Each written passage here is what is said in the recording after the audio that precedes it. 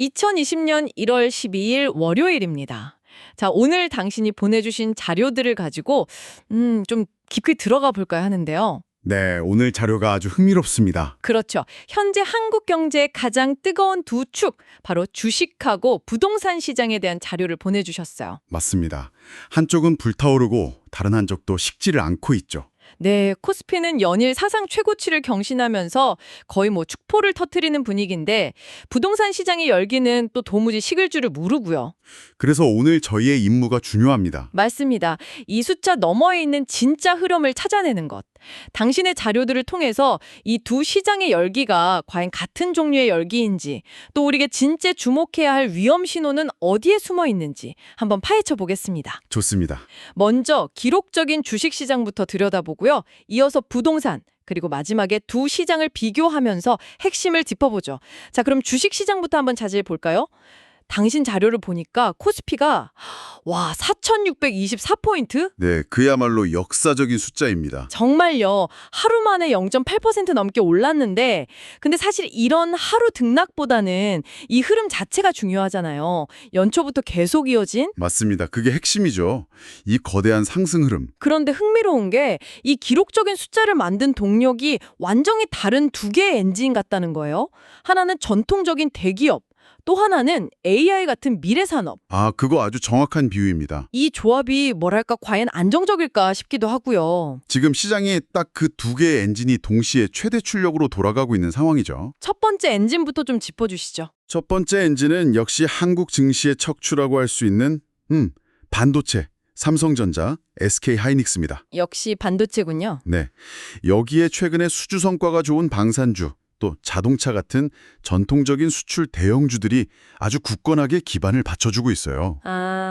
이건 그러니까 시장의 기초 체력이 아직 튼튼하다 이런 신호로 봐도 되겠네요. 네, 그렇게 볼 수 있죠. 그렇다면 그 두 번째 엔진, 제가 아까 하이퍼드라이브라고 표현했는데 이건 구체적으로 뭔가요? 바로 미래 성장 섹터입니다. 미래 성장. 네, 당신이 보내주신 자료에서도 이 자금 흐름이 명확하게 보여요.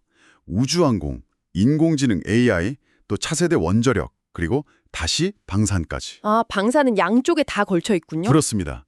이게 단순히 기존 산업에 기댄 상승이 아니라는 뜻이거든요. 시장 참여자들이 다음 시대의 먹거리가 뭔지에 아주 적극적으로 베팅하고 있다는 의미죠. 투자자들의 시선이 지금 당장이 아니라 5년, 10년 뒤를 보고 있다. 바로 그겁니다. 이 두 엔진의 조합이 지금의 이 엄청난 강세장을 만들고 있는 거죠. 전통과 미래라는 두 엔진이라 흥미롭네요. 근데 아무리 좋은 엔진도 외부 환경, 그러니까 날씨가 안 좋으면 제대로 날 수 없잖아요. 물론이죠. 당신 자료에서 외부 변수로 환율하고 금리를 짚어주셨어요. 원달러 환율은 거의 1,470원대에 근접했고 원화 약세가 계속되고 있고요. 네, 그렇죠. 그리고 한국은행은 곧 기준금리를 연 2.50%로 동결할 거라는 전망이 지배적이고요. 이 두 가지가 각 엔진에 어떻게 작용하고 있을까요? 그 두 변수가 현재 시장의 복잡한 상황, 뭐랄까 양면성을 아주 잘 보여줍니다. 양면성이요? 네. 먼저 원화 약세를 한번 보죠. 전통적인 수출 기업, 그러니까 첫 번째 엔진에게는 이건 분명한 호재입니다. 돈을 더 많이 버니까요. 그렇죠. 같은 걸 팔아도 원화로 바꿀 때 더 많이 남으니까요. 가격 경쟁력도 생기고요. 네. 하지만 외국인 투자자 입장에서는 정반대입니다. 비싸게 사서 싸게 팔게 될 수 있다? 맞습니다. 지금 한국 주식을 사려면 더 많은 달러가 필요하고 나중에 팔아서 바꿔갈 때 손해볼 수 있다는 불안감이 생기죠. 즉, 첫 번째 엔진에는 수둥인데 시장 전체에 새로운 자금을 공급하는 데는 역풍이 될 수 있는 그야말로 양날의 검인 셈입니다. 그렇군요. 그럼 금리 동결 전망도 비슷한 맥락이겠네요. 주식 투자자들은 유동성이 계속 공급될 거니까 환호하겠지만 네, 파티가 계속될 거라는 신호로 받아들이죠. 그렇죠. 하지만 집을 사거나 대출이 있는 사람들 입장에서는 높은 이자가 그대로 유지된다는 뜻이기도 하고요. 이 온도차가 상당한데요. 정확합니다. 금리 동결은 일단 주식시장이라는 파티에 술을 계속 공급해주는 것과 같아요. 안도감을 주죠. 하지만 동시에 인플레이션이라는 그 언제 터질지 모르는 시한폭탄의 타이머를 멈추지 않는 것이기도 합니다. 그런데 당신 자료에서 가장 붉은색으로 강조된 부분이 있어요. 네. 이 모든 변수보다 지금 가장 주목해야 할 리스크, 바로 레버리지입니다. 네, 저도 그 부분이 가장 눈에 띄었습니다. 개인 투자자들의 신용거래, 즉 빚내서 하는 투자가 사상 최고 수준이다. 네. 이게 구체적으로 어느 정도인가요? 자료에 혹시 비교 데이터 같은 게 있었나요? 네, 자료 한 구석에 있는 작은 그래프가 그 심각성을 보여주는데요. 주식 매수를 위한 신용융자 잔고가 사상 처음으로 30조 원을 돌파했습니다. 30조요?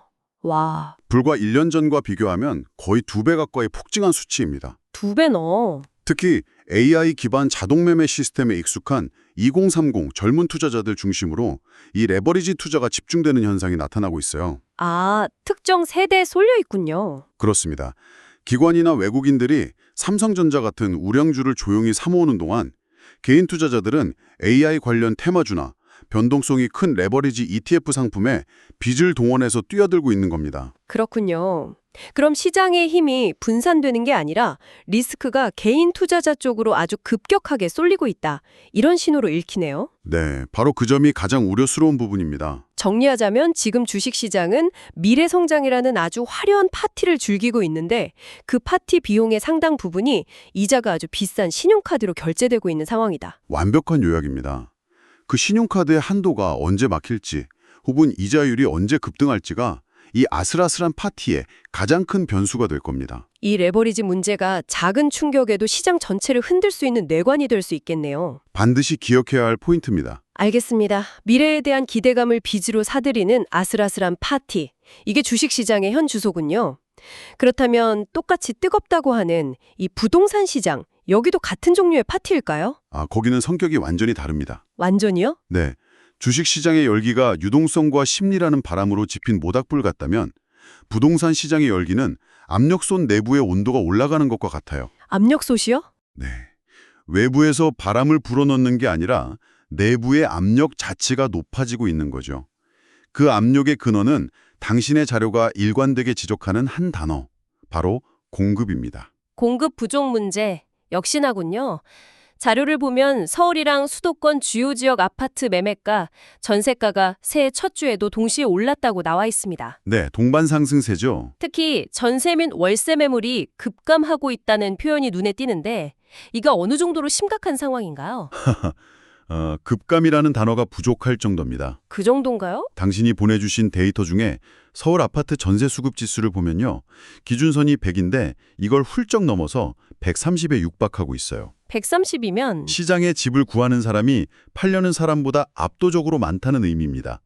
또 다른 그래프를 보면 서울의 아파트 전세 매물 건수가 지난 3개월 동안 40% 가까이 증발했습니다. 40%요?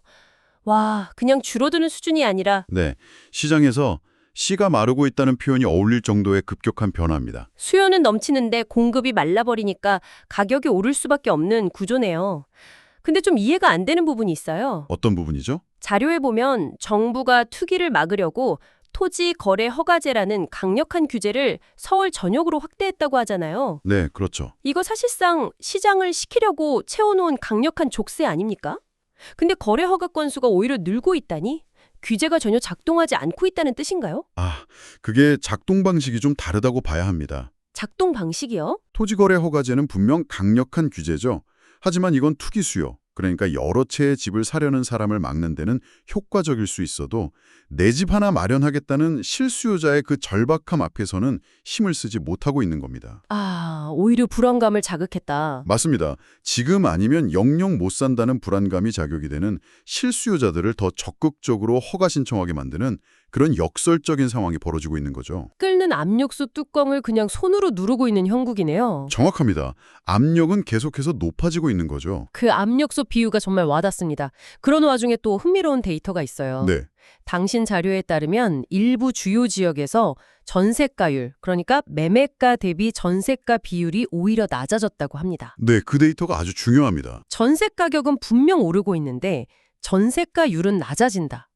이건 또 어떻게 해석해야 할까요? 무슨 수학 공식이 안 맞는 느낌인데요? 그게 바로 그 압력솥 내부의 온도가 얼마나 높은지를 보여주는 가장 중요한 지표입니다.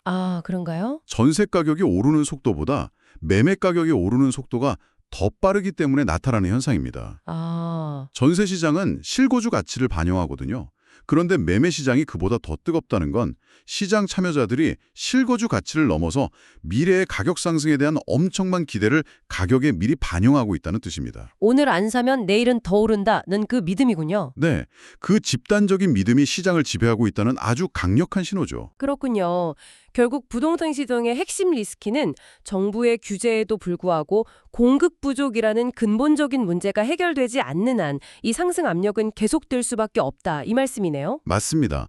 그리고 이렇게 억눌린 압력은 언젠가 다른 형태로 터져나올 수 있어요. 다른 형태라 함은 예를 들어 규제가 약한 지역으로 풍선 효과가 나타나거나 혹은 금리 같은 외부 충격이 가해졌을 때 예상보다 훨씬 더 큰 변동성을 보이며 터져나올 수 있다는 거죠. 이게 부동산 시장에 안고 있는 구조적인 리스크입니다. 자, 그럼 오늘 분석한 두 시장을 한번 나란히 놓고 최종 정리를 좀 해볼까요? 네, 당신 자료를 통해 본 주식시장은 코스피 사상 최고치, 아주 화려한 불꽃놀이를 하고 있습니다. 네. AI나 기술, 방산 같은 미래 테마가 그 동력이고요. 하지만 그 이면에는 레버리지 급증이라는 과열의 그림자가 아주 짙게 깔려 있습니다. 그렇죠. 반면에 부동산 시장은 서울과 수도권의 꾸준한 가격 상승이 이어지고 있고요. 핵심 동력은 외부 유동성이 아니라 공급 부족이라는 내부의 압력. 네, 리스크 역시 지속적인 가격 상승 압력 그 자체라고 할 수 있겠고요. 그렇습니다. 두 시장 모두 뜨겁다는 점은 같지만 그 열기의 성격이 근본적으로 달라요. 어떻게 다른지 명쾌하게 정리를 좀 해주시죠. 주식시장의 열기는 단기적인 투자 심리와 풍부한 유동성이라는 바람에 의해 타오르는 투기적 과열에 가깝습니다. 투기적 과열. 반면 부동산 시장의 열기는 구조적인 수급 불균형이라는 압력솥 안에서 데워지는 압력에 의한 과열이죠. 아, 투기적 과열과 압력에 의한 과열. 네.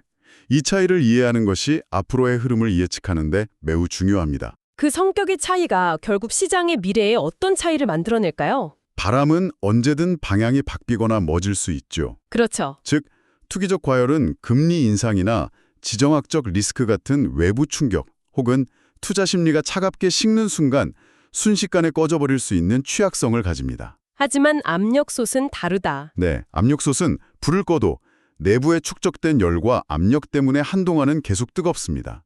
구조적인 공급 문제가 해결되지 않는 한 이 압력은 쉽게 해소되지 않죠. 알겠습니다. 지금 당신이 보내주신 자료는 우리에게 바로 이 두 가지 다른 종류의 뜨거움과 그 안에 내재된 각기 다른 위험을 동시에 보여주고 있는 겁니다. 오늘은 기록을 경신한 주식시장과 꺼지지 않는 불씨를 가진 부동산 시장의 현주소를 당신의 자료를 통해 깊이 있게 들여다봤습니다. 두 시장 모두 화려한 상승세 이면에 아주 뚜렷한 리스크를 안고 있다는 점이 분명해졌네요. 네, 주식시장의 숫자 뒤에는 과도한 빚이라는 그림자가, 부동산 시장의 굳건한 가격 뒤에는 공급 부족이라는 구조적 문제가 있었죠. 맞습니다. 오늘 저희가 살펴본 자료는 결국 두 시장의 과열 신호를 공통적으로 보여주고 있거든요. 네. 주식은 빚내서 투자하는 레버리지, 부동산은 공급 부족. 바로 그겁니다. 그게 열기의 근원이죠. 그래서 여기서 당신께 한번 생각해볼 질문을 던져보고 싶습니다. 네, 어떤 질문인가요? 만약에 예상치 못한 경제적인 한파가 몰려온다면 이 두 가지 열기 중 어떤 것이 더 빠르고 더 충격적으로 식게 될까요? 외부 바람이 멎으면 순식간에 꺼져버리는 모닥불일까요? 아니면 외부 온도가 내려가도 오랫동안 내부의 열을 간직하다가 한계점에서 터져버릴 수 있는 압력솥일까요? 오늘 분석이 당신의 생각에 작은 불씨가 되었기를 바랍니다. 함께해 주셔서 감사합니다.